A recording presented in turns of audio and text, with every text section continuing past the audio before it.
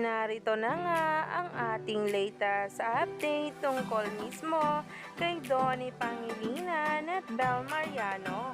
Yan nga ay dahil after nga ng kanilang break kahapon ay talaga nga namang balik trabaho na at taping si Donnie at Bel, kung saan maraming ang mga litrato ang inilabas ngayon sa social media.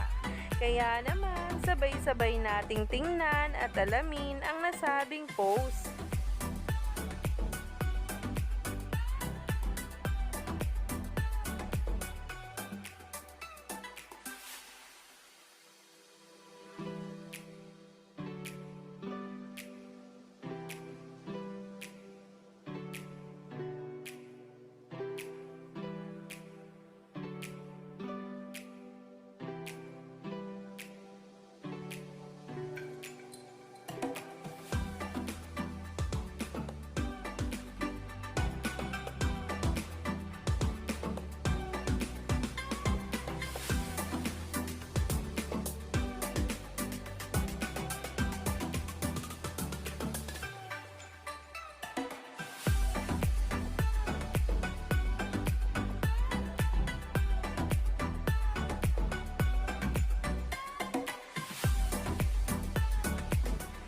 Kaya naman, umani nga agad ito ng samot-saring komento sa social media at excited na nga sila talaga sa mga susunod pang episodes ng Can't Buy Me Love, na talaga nga namang umani na ng samot-saring papuri galing mismo sa mga netizens at mga bula.